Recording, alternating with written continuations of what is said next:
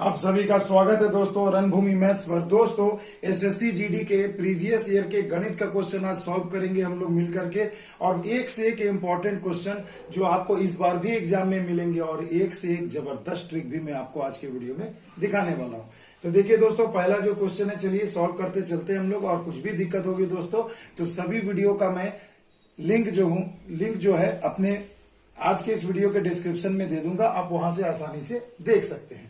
तो देखिए दोस्तों, जैसा कि पहला क्वेश्चन है प्रॉफिट एंड लॉस से, देखिए कहा गया यदि 10 वस्तुओं का क्रय मूल्य 7 वस्तुओं के विक्रय मूल्य के बराबर हो तो लाभ या हानि का प्रतिशत बताएं। तो सबसे पहले आप ऐसे लिख लीजिए इसे कि 7 वस्तुओं का सीपी यानी क्रय मूल्य जो है वो क्या है, 7 नहीं 10 वस्तुओं का। तो देखिए आप यहाँ लिख सकते हैं कि 10 वस्तुओं का जो क्रय मूल्य है वो 7 वस्तुओं के विक्रय मूल्य के बराबर है। अब आपसे पूछा जा रहा लाभ हो रहा कि हानि। तो सबसे पहले देखिए लाभ और हानि पता करने के लिए आप देखिए कि आप जितने रुपए में 10 वस्तुओं को खरीद रहे हैं उतने ही रुपए में आप 7 वस्तुओं को बेच रहे हैं, यानी 3 वस्तु अभी भी आपके पास है जो आपका प्रॉफिट कहलाएगा। यानी यहाँ पर आपको क्या हो रहा है मेरे बच्चों, लाभ हो रहा है। तो लाभ का प्रतिशत निकालना है तो दोनों डिजिट को घटा दीजिए। तो देखिए 10 में से 7 गए, हो गए 3, और बटे में हमेशा एसपी वाला को डिजिट को रखिएगा। जब ऐसा क्वेश्चन आए क्रय मूल्य विक्रय मूल्य बराबर वाले, तो यहाँ पर आप हमेशा विक्रय मूल्य वाले संख्या को नीचे रखिएगा, तो आपको डायरेक्टली लाभ निकल जाएगा। और इसे डिटेल से जानना है तो मेरे प्लेलिस्ट में आप जाकर फुल वीडियो को आसानी से देख सकते हैं। अब देखिए दोस्तों, ये हो गया 300 बटे में 7, भाग लगा दीजिए 7 चौके 28, 2 बच गया, 7 दूनी 14, 42.6 बटे 7 प्रतिशत का लाभ। तो देखिए लाभ हो रहा है, यानी कि ऑप्शन नंबर बी आपका सही जवाब होगा। आगे बात समझ में, आइए चलते हैं अगले प्रश्न की ओर। अब अगला जो प्रश्न है दोस्तों बहुत ही लाजवाब है, इसे जरा ध्यान से देखिएगा। कहा गया कि 2 साइकिलों में से प्रत्येक 3900 रुपए में बेची जाती है। यदि एक जिसमें से एक पर 5% का लाभ और दूसरे पर 5% की हानि हुई है तो बताएं कि सौदे में कुल कितना लाभ या हानि हुआ है। तो देखिए दोस्तों, जब भी 2 वस्तुएं आपको दी गई हैं और दोनों का अगर विक्रय मूल्य समान है तो याद रखना, और एक को कहा जा रहा है कि 5% के प्रॉफिट पर बेचा जा रहा है और एक को 5% के लॉस पर। तो जब भी ऐसा क्वेश्चन रहे कि दोनों वस्तुओं का विक्रय मूल्य समान है, ठीक है, और दोनों पर समान प्रतिशत का, एक पर लाभ होगा और एक पर हानि, तो ऐसे सौदे में हमेशा क्या होती है मेरे भाई, हानि होती है। और इसका फॉर्मूला होता है R/10 पूरे का स्क्वायर, यही हो जाता है हानि का प्रतिशत। तो मेरे बच्चों R मतलब रेट कितना है भैया, प्रतिशत। तो देखिए आपको बोला गया है 5%, तो 5 लिख दीजिए R की जगह, बटे में 10 कर दीजिए, स्क्वायर कर दीजिए 10.5, यानी स्क्वायर अगर करेंगे तो 10.25% की हानि होगी। तो क्या हो गई भैया, 10.25% की हानि। ऐसे बिजनेस में हमेशा हानि होती है, यानी कि मेरे भाई ऑप्शन नंबर डी आपका बिल्कुल सही जवाब है। आगे ना बात समझ में, तो इसे अब आप भरभली भी बना सकते हो दोस्तों। अब देखिए दोस्तों, अगला जो क्वेश्चन था ये बहुत ही बेहतरीन क्वेश्चन पूछा गया था दोस्तों, इसे जरा गौर से ध्यान दीजिएगा, समझने का प्रयास करिएगा। देखिए कहा गया ए यदि 4 किलोमीटर प्रति घंटा की चाल से पैदल चलता है और उसके 4 घंटे के बाद बी साइकिल से 10 किलोमीटर प्रति घंटा की चाल से उसके पीछे चलता है, तो प्रारंभिक स्थान से कितनी दूरी पर बी ए को पकड़ लेगा। यानी टाइम एंड डिस्टेंस से रिलेटेड क्वेश्चन है। तो देखिए मान लीजिए ये कुल दूरी है, ठीक है, ए यहां से चल रहा है 4 किलोमीटर प्रति घंटा की गति से, और इसके 4 घंटे के बाद बी इसके पीछे लग गया। तो ऐसे क्वेश्चन को सॉल्व करने के लिए दोस्तों बहुत ही बेहतरीन सा उपाय है मेरे पास। देखिए कि जब ये चला है 4 किलोमीटर प्रति घंटा की चाल से और उसके 4 घंटे के बाद बी ने चलना शुरू किया, यानी ए तब तक 4 घंटा तो चला है, तो ए कितनी दूरी तय करेगा, ए डिस्टेंस कितना तय करेगा भैया, तो 4 किलोमीटर प्रति घंटा गुणे 4, यानी 4 चौके 16 किलोमीटर। जब ए यहां कहीं 16 किलोमीटर के आसपास पहुंच गया है तब बी ने चलना यहां पर आरंभ किया है। यही ना बात है भाई, तब बी ने चलना आरंभ किया है। तो भाई जब बी भी चलना आरंभ किया और ए भी चल रहा है, दोनों एक ही दिशा में, तो सापेक्ष चाल आपको पता होना चाहिए। सापेक्ष चाल क्या होगा, तो सापेक्ष चाल जब एक ही दिशा में जाते हैं तो घटा देते हैं। तो बी है 10 किलोमीटर प्रति घंटा और ए है 4, तो दोनों को घटा दीजिए, तो सापेक्ष चाल मिल गया आपको 6 किलोमीटर प्रति घंटा। यानी अब दोनों का सापेक्ष चाल हो गया 6 किलोमीटर प्रति घंटा, तो ये 16 किलोमीटर को तय करने में कितना समय लेगा, है ना भाई, सीधी सी बात है। अब आप इसे आसानी से सॉल्व कर सकते हो। तो देखो समय अगर मैं निकालू, समय बराबर क्या होता है ना, तो समय बराबर क्या होता है भैया, दूरी बटे चाल। तो दूरी कितना था मेरे भाई, 16 किलोमीटर, और सापेक्ष चाल कितना है, 6 किलोमीटर प्रति घंटा, है ना। तो अब देखिए ये आपको समय मिल गया। अब इतने समय में बी जो है ए को पकड़ लेगा। तो कहा जा रहा है तो जब बी ए को पकड़ेगा तो वो प्रारंभिक स्थान से कितनी दूरी पर पकड़ लेगा, यानी आपसे दूरी पूछा जा रहा है। तो दूरी निकालने के लिए आपको पता है क्या होता है भैया, दूरी बराबर क्या होता है, वेग गुना चाल गुना समय। तो देखो ये तो आपको समय मिल गया है, तो आप लिख दो 16/6 घंटे में पकड़ लेगा। और चाल क्या है बी का, तो 10 है, तो 10 से आप गुणा कर दीजिए, यही हो गया, इतने किलोमीटर की दूरी पर वो पकड़ लेगा। तो देखो 2×16, 2×6, 80/3 यानी 26.7 के आसपास आ जाएगा। यानी इतने किलोमीटर की दूरी पर बी ए को आसानी से पकड़ लेगा। आई होप मेरे बच्चों आपको समझ में आया होगा। ये बहुत ही बेहतरीन क्वेश्चन है, दिखने में छोटा लगता है मगर कंफ्यूज करता है बच्चों को। तो ऐसे प्रश्न से हमेशा सावधान रहिएगा। तो ऑप्शन नंबर डी आपका सही जवाब हो जाएगा। आइए चलते हैं अगले प्रश्न की ओर। अब देखिए दोस्तों, फिर से एक बार रेलगाड़ी से ही क्वेश्चन पूछा गया, इसे जरा ध्यान से देखिए। दो रेलगाड़ियां एक ही दिशा में 30 किलोमीटर प्रति घंटा और 58 किलोमीटर प्रति घंटा की चाल से जा रही हैं। धीमी गति में से चलने वाली गाड़ी में बैठा एक व्यक्ति तेज गति से चलने वाली गाड़ी को 18 सेकंड में पार कर जाता है। तो तीव्र गति वाली रेलगाड़ी की लंबाई बताएं। तो मेरे बच्चों ऐसे प्रश्न में कुछ भी नहीं करना है। देखिए आपको यह समझना, एक रेलगाड़ी जा रही है जिसकी धीमी चाल है वो है 30 किलोमीटर प्रति घंटा, और उसी तरफ एक दूसरी ट्रेन जा रही है जिसकी चाल है 58 किलोमीटर प्रति घंटा। अब यहां पर इस ट्रेन में मान लो एक आदमी बैठा है जो इस ट्रेन को कितने देर में पार कर रहा है, तो 18 सेकंड में पार कर रहा है, यानी टाइम आपको दे दिया है 18 सेकंड। तो पूछा जा रहा है भैया तेज गति वाली रेलगाड़ी की लंबाई। तो भैया जब ये बंदा इस ट्रेन को पार कर रहा है तो यानी कि ये बंदा इस ट्रेन की लंबाई को पार कर रहा है, तो बस वही तो दूरी आपको निकालना है। तो मेरे बच्चों सापेक्ष चाल का यहाँ पर फिर से कंसेप्ट आ जाएगा। सापेक्ष चाल एक ही दिशा में जाने पर दोनों माइनस हो जाते हैं। तो देखो 58 - 30 कितना हो गया, 28 किलोमीटर प्रति घंटा। अब इसे आप मीटर पर सेकंड में बदल दो तो 5/18 कर दो तो ये मीटर प्रति सेकंड हो गया। तो ये हो गया चाल यानी भी। तो और आपको समय दिया, तो दूरी बराबर क्या होता है मेरे भाई, दूरी बराबर क्या होता है, चाल गुना समय होता है। तो 28 × 5/18 और समय आपको दे दिया 18 सेकंड, गुणा कर दीजिए तो ये हो जाएगा क्या, मीटर में आंसर। तो 18 कैंसिल, गुणा कर दीजिए 140। तो यानी कितना हो जाएगा, 140 मीटर। यानी दूसरे ट्रेन की लंबाई कितनी हो जाएगी भैया, 140 मीटर। तो देखिए कितनी आसानी से ऑप्शन नंबर डी आपका आंसर आ गया। आई होप आपको समझ में आया होगा। तो देखो दोस्तों, थोड़ा स्पीड में बता रहा हूं, अच्छे से समझना। नहीं समझ में आए तो थोड़ा सा ब्रेक कर लेना, पॉज कर लेना वीडियो को, उसके बाद देखो आगे बढ़ो। ठीक है दोस्तों। अब देखिए दोस्तों, एलिगेशन मिश्रण से संबंधित प्रश्न है, बिल्कुल आपके सामने। देखिए कहा गया है कि 32 लीटर एल्कोहल के विलयन में 12% जल है। तो 32 लीटर विलयन है और इसमें जल कितना है मेरे दोस्तों, 12%। तो जल हम निकाल सकते हैं मेरे दोस्तों, इसका 12/100 कर देंगे।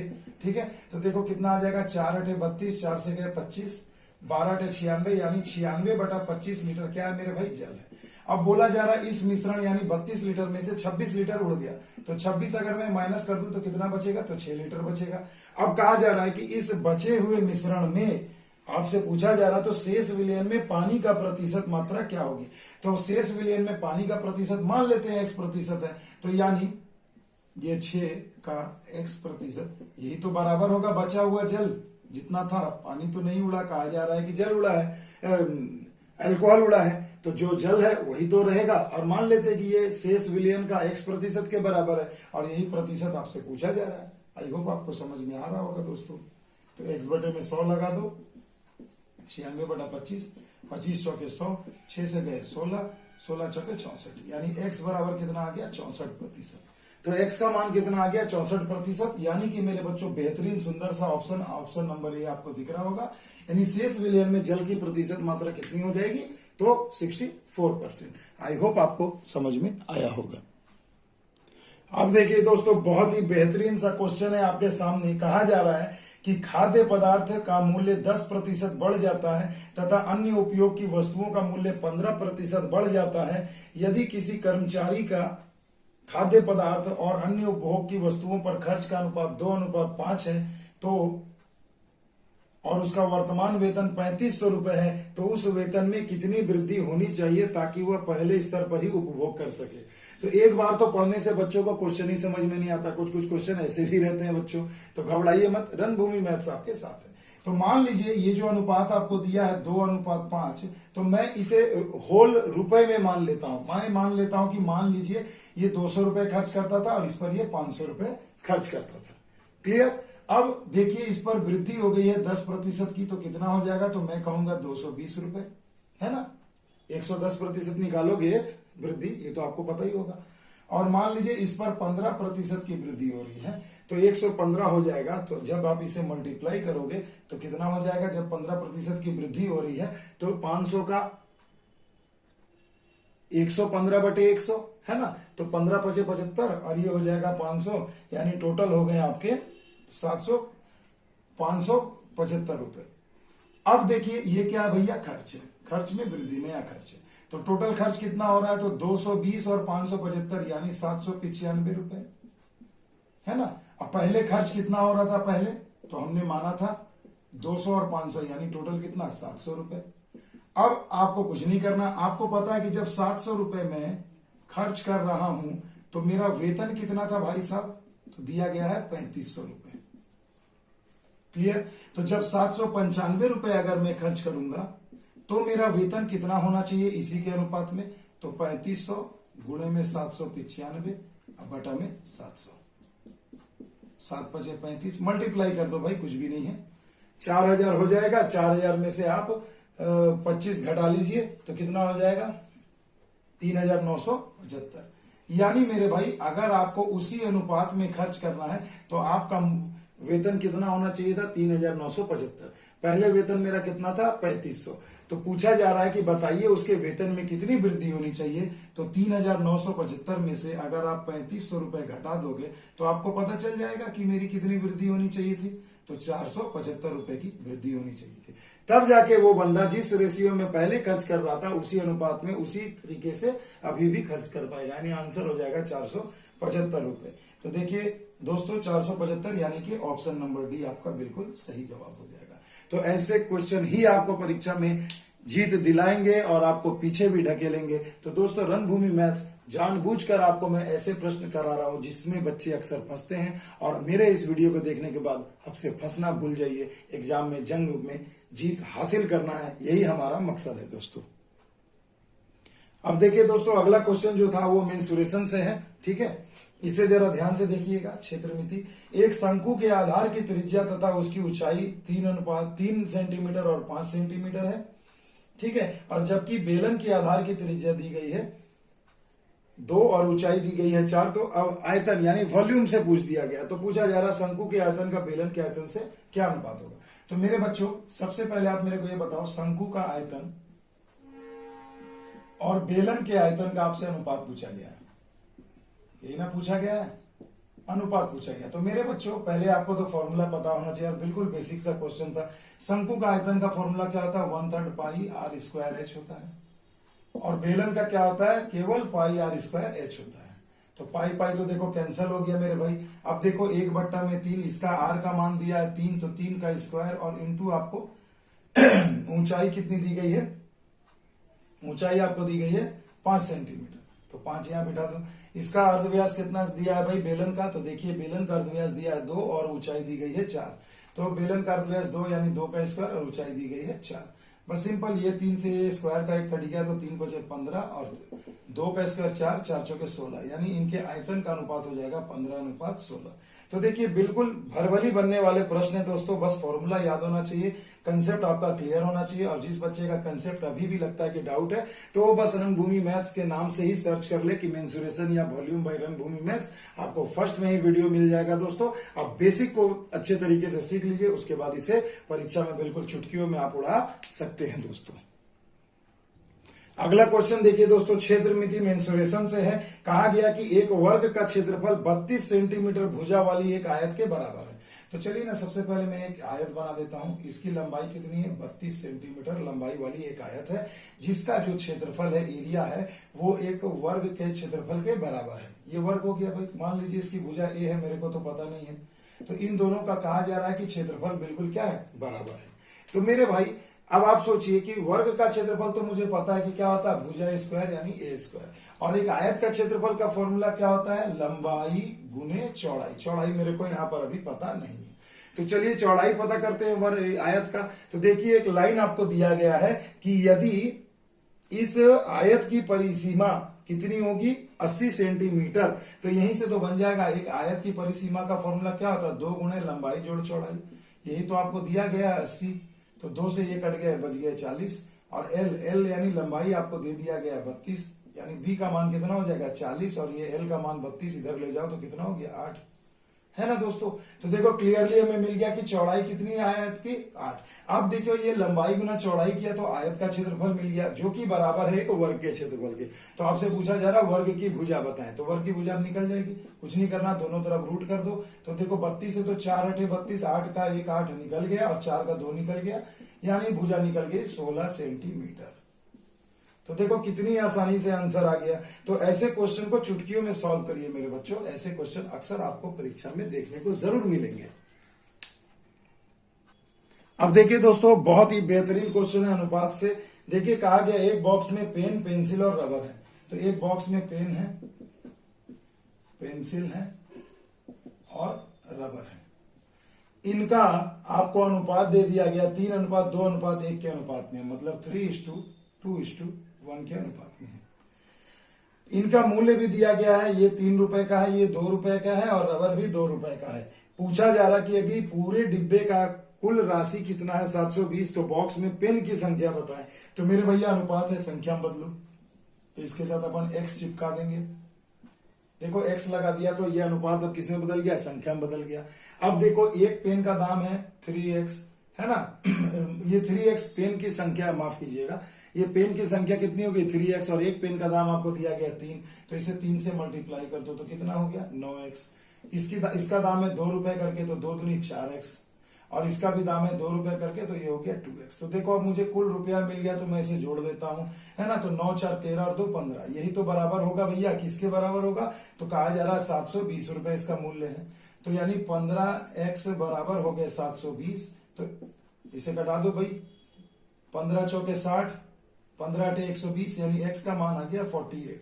तो आपसे पूछा जा रहा कि पेन की संख्या बताएं, तो माय डियर स्टूडेंट्स पेन की संख्या यानी कि 3x, तो पेन की संख्या कितनी हो जाएगी 3x, यानी 3 गुणे 48, x का मान बैठा दीजिए, है ना। तो देखो हमें क्या करना है भैया, 150 में से 3 दूना 6 घटा देना है, तो कितना हो जाएगा 144, यानी पेन की कुल संख्या कितनी हो गई 144, यानी ऑप्शन नंबर ए आपका सही जवाब हो जाएगा। आ गई बात समझ में। तो देखिए बच्चों ऐसे प्रश्नों को हम लोग इस तरीके से सॉल्व करते हैं ताकि आपका कंसेप्ट भी क्लियर हो जाए और किसी भी प्रकार की आपको परीक्षा में दिक्कत ना आए सॉल्व करने में। अब देखिए दोस्तों प्रॉफिट एंड लॉस से अगला क्वेश्चन था, बहुत ही मजेदार था, बहुत टफ क्वेश्चन नहीं पूछे जाते दोस्तों, मगर आपको तैयार रहना है दोस्तों। देखिए एक दुकानदार ने एक वस्तु को 450 रुपए में खरीदा तथा 360 रुपए बेच दिया, तो हानि का प्रतिशत। तो हानि का प्रतिशत क्या होता है मेरे भाई, तो देखो 450 में खरीदा और 360 में बेच दिया, तो कितना कम बेचा भैया 90 रुपए, तो हानि हो गई 90, और बटे में क्या होता है क्रय मूल्य यानी सीपी इंटू 100 कर दीजिए, बस यही तो आपका प्रतिशत निकल गया। 9:45 यानी हो गए 20%। तो हानि का मान क्या हो गया मेरे बच्चों 20% की हानि हो गई, यानी ऑप्शन नंबर बी आपका सही जवाब। तो ऐसे बीच में लॉलीपॉप क्वेश्चन भी आपको परीक्षा में जरूर मिलेंगे। अब देखिए दोस्तों अगला जो क्वेश्चन है बहुत ही बेहतरीन है, इसे जरा समझिए। उस समबाहु त्रिभुज का क्षेत्रफल ज्ञात कीजिए जिसकी भुजा 114 सेंटीमीटर है। तो मेरे भाई समबाहु त्रिभुज का एरिया कैसे निकालते हैं, तो आपको फॉर्मूला पता होना चाहिए, √3/4 गुणे भुजा स्क्वायर। देखिए एकदम फॉर्मूला बेस्ड क्वेश्चन पूछे गए हैं। भुजा दे दिया गया 114, तो स्क्वायर कर दीजिए, है ना भाई। तो बस सॉल्व करिएगा तो आपका आंसर यहां पर आ जाएगा 3293,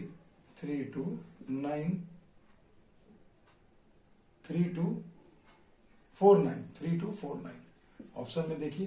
तो इतना वर्ग सेंटीमीटर इसका क्षेत्रफल हो जाएगा। तो 3249 यानी कि मेरे बच्चों ऑप्शन नंबर बी आपको मिल जाएगा सही जवाब। इसे जरा आप कैलकुलेट कर लेना, मैंने पहले से कर रखा था इसलिए मैंने आपको बता दिया। अभी इसे काटने की जरूरत नहीं है, यहां देखो डायरेक्ट काट भी सकते हो और डायरेक्ट इसे मल्टीप्लाई कर दो, तो बस लास्ट डिजिट तो आपको सिर्फ निकालना है मेरे भाई।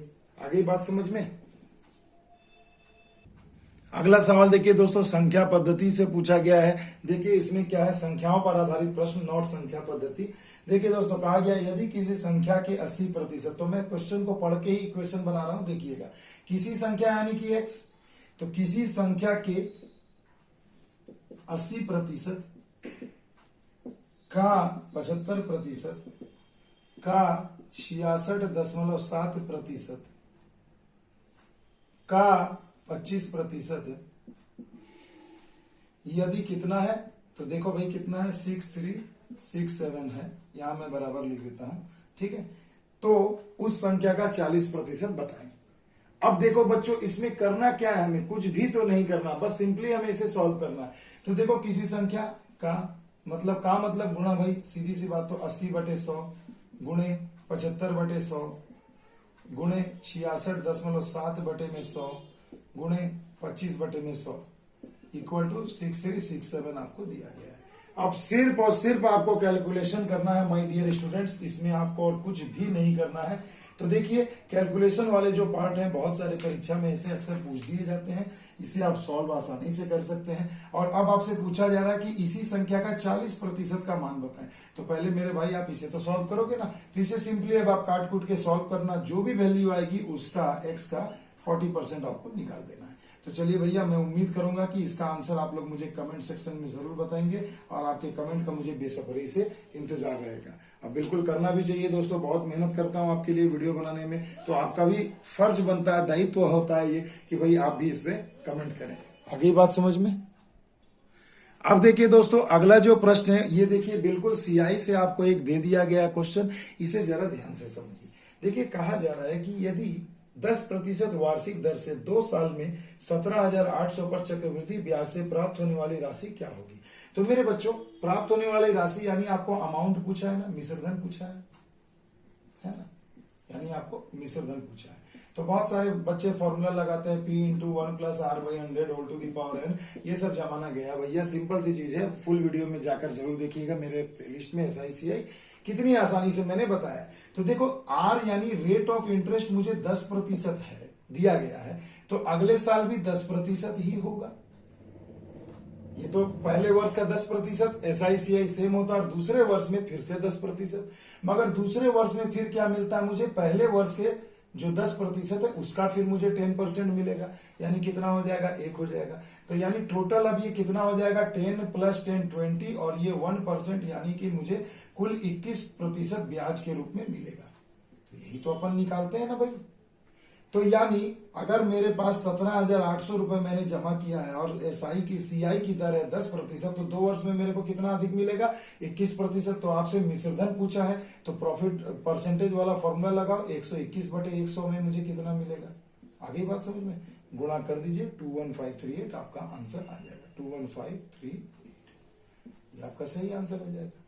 आगे बात समझ में। तो देखो कितनी आसानी से हम लोग इसे सॉल्व कर लेते हैं दोस्तों। बस बच्चों इसे जरा सा ध्यान से देखिए, और फुल वीडियो को डिटेल से जरूर देखिए। अब देखिए दोस्तों, अगला जो क्वेश्चन आप स्क्रीन पर देख पा रहे हैं, ये तो लगभग मुझे लगता है कि हर सेट में आपको ऐसा एक क्वेश्चन जरूर मिलेगा। देखिए दोस्तों, क्वेश्चन में तो दे दिया गया भैया सिंपल 1 2 2 1, है ना। अब हम लोग इसको लास्ट से अक्सर कोशिश करते हैं बनाने का। तो देखिए ये रूट है, चलिए अब मैं आपको दिखाता हूं। ये 7 है प्लस √6 प्लस √225। अब मेरे बच्चों एक गौर करने वाली बात यह है कि इसे अब आप हमेशा लास्ट से बनाओगे तो इसका वर्गमूल तोड़िए, कितना हो गया, 15 हो गया। 66 और 15 कितना हो गया, ये टोटल हो गया 81। 81 का रूट करोगे तो कितना आ जाएगा, 9 हो जाएगा। तो 9 और 7 कितना होता है, 16 होता है। 16 का रूट करोगे तो कितना हो जाएगा, 4 हो जाएगा। और 1221 आपके पास ऑलरेडी है, तो इसे जोड़ करके रूट निकालोगे तो कितना हो जाएगा, √1225। अब 1225 का वर्गमूल करोगे तो कितना मिल जाएगा भैया, मुझे 35 मिल जाएगा। तो देखिए इस प्रकार से चुटकियों में हम लोग इसे सॉल्व करते हैं, और मैं बच्चों को भी अक्सर सिखाता हूं कि ऐसे तरीके से ही बनाया करिए।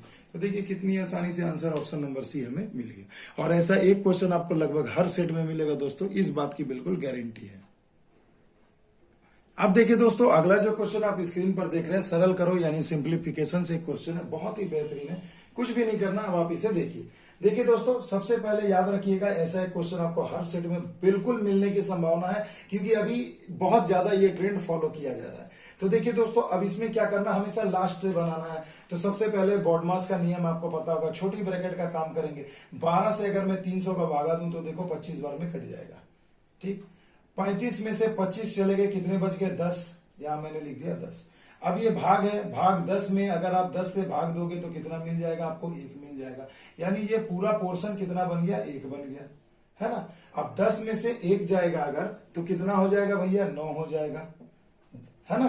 क्लियर है ना? आ रही है ना बात समझ में? मैं क्या कहना चाह रहा हूं आपको ये समझिए कि अच्छा, एक क्वेश्चन यहां भी देखिए, यहां पर ये भाग का चिन्ह होगा, बाय मिस्टेक मैंने यहां प्लस लिख दिया था।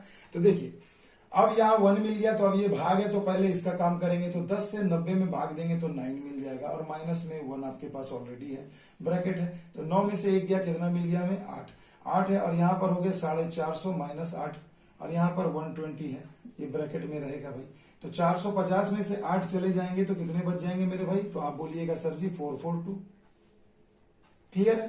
442। अब 442 में से 120 जाएगा तो माइनस का होगा 322।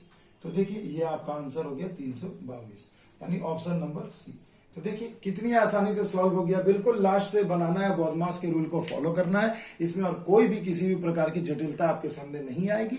बस सिर्फ आपको थोड़ा सा भैया ध्यान रख करके बनाना है, कहीं कुछ गड़बड़ी ना हो जाए, क्योंकि ऐसे क्वेश्चन में अक्सर गलत भी होता है, और गलत वाला ऑप्शन सबसे पहले आपको मिलेगा, है ना। है ना। मजे की बात यही है दोस्तों कि ऐसे प्रश्नों के आंसर जो बच्चे जानते हैं एग्जामिनर की, जहां गलती होगी ना, वो गलत वाला ऑप्शन ही आपको ए बी सी में पहले मिल जाएगा। तो आप क्या करोगे? आप गलत भी बनाकर देखोगे, हाँ भाई हमारा तो ऑप्शन मैच कर रहा है, तो आप गलती आंसर करके चले आओगे परीक्षा में। सोचोगे कि मैंने तो जंग जीत लिया, मगर देख रहे हो फेल हो गए। एक नंबर बहुत होती है भाई कंपटीशन में, ठीक है। और इस बार तो जिद है, बिल्कुल दोस्तों लड़ कर लेंगे, जिद है वर्दी की, तो भैया इसे हमें इस बार पूरा करना है। अगला क्वेश्चन देख लो मेरे बच्चों, बिल्कुल एसआई से है। एसआई सीआई बहुत इंपॉर्टेंट है, उस पर भी मैं अभी एक सीरीज में वीडियो बना रहा हूं, आप उसे भी वहां पर मेरे प्लेलिस्ट में देख सकते हो। तो देखिए दोस्तों, इसमें कहा गया है कि एक निश्चित राशि के लिए साधारण ब्याज पर 12% की दर पर 5 वर्ष के बाद प्राप्त ब्याज है 6060 रुपए, तो निवेशित राशि बताएं। तो मेरे बच्चों एसआई है, यानी हर साल सेम रहेगा। रेट आपको दे दिया भाई साहब 5%। टाइम आपको दे दिया है भैया, कितना दिया देखिए 12 वर्ष। तो भैया यहां पर अब आप सिंपली समझ लीजिए कि जब आपको 12, वो माफ कीजिएगा, रेट आपको दिया है 12% और समय दे दिया भाई साहब कितने? 5 साल। तो आप ये सोचो ना कि आपको टोटल ब्याज कितना मिलेगा ये 5 वर्षों में। तो 12 गुणे 5 यानी कि टोटल आपको 60% ब्याज मिलेगा, यानी मूलधन का 60% ब्याज मिलेगा। और ब्याज की धनराशि आपको दे दी गई है, वो इक्विवेलेंट है कितना? 6060 रुपए की। तो आपसे पूछा जा रहा है कि भैया निवेशित की गई राशि बताएं, यानी कि मूलधन। तो मूलधन ऑलवेज 100%, है ना। अब आप इसे सॉल्व कर लीजिए, 6060 डिवाइडेड बाई 60 इंटू 100, तो यही तो हो जाएगा निवेशित राशि। तो देखो ये 0 0 कैंसिल हो गए। क्लियर। अब हम इसे अगर थोड़ा कटा सकते हैं तो बिल्कुल कटा सकते हैं। तो देखो 6 कम 6 0, 6 कम 6 गुणा कर दीजिए 10100, यानी 10,100 रुपए क्या है? वही निवेशित धनराशि थी, यानी ऑप्शन नंबर सी। तो देखो परसेंटेज के सिनेरियो से जरा एसआई सीआई को सीखने का प्रयास करिए, तो कठिन से कठिन क्वेश्चन भी भैया चुटकियों में सॉल्व होने लगेंगे।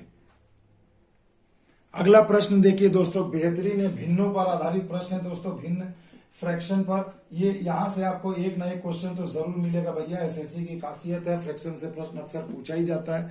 तो देखिए जैसा कि आप क्वेश्चन देख पा रहे हैं दोस्तों, कहा जा रहा है कि 3/15, मैं पहले लिख देता हूं ताकि समझाऊं ये धांसू तरीके को, 5/20, 8/64 और 25/1000। कहा जा रहा है कि इन सब में जो सबसे छोटी भिन्न है वो बताएं। तो मेरे बच्चों सबसे छोटी भिन्न आपको पूछा जा रहा है, तो जरा आप एक बार ये सोचो ना कि आप इसे कैसे क्या करके बना सकते हो।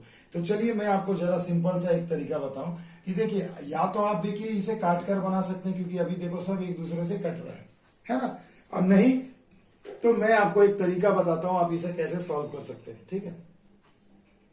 और इस पर मैंने फुल वीडियो बना रखा है, प्लेलिस्ट में फ्रैक्शन बाई रणभूमि मैथ सर्च करना, आपको बिल्कुल पहले में यूट्यूब में मिल जाएगा और आप वहां से आसानी से सीख सकते हैं। तो जैसे देखिए भाई यहां पर आपको दिया गया है कि देखो हम क्रॉस गुणा करेंगे, तो ये हो गया 20 या 60, यहाँ लिख दो माथा पर, और ये 15 5 75 इसके माथे पे लिख दो। तो देखो भैया 60 बड़ा है कि 75, तो 75, तो ये आंसर नहीं होगा, क्योंकि आपसे पूछा गया सबसे छोटी भिन्न। तो बड़े वाले को हमें लेना नहीं है, काम खत्म, इन दोनों में मैच कराया। अब इन दोनों में जरा सा देखिए भैया, तो ये देखो गुणा होगा तो ये हो जाएगा 8,000, और इसको अगर गुणा करोगे तो ये बहुत ज्यादा हो जाएगा, ये कम हो जाएगा। तो यानी ये 8,000 है तो ये बड़ा हो गया, तो ये भी नहीं होगा। तो अब आंसर कौन सा आपका हो सकता है, या तो ये या तो ये।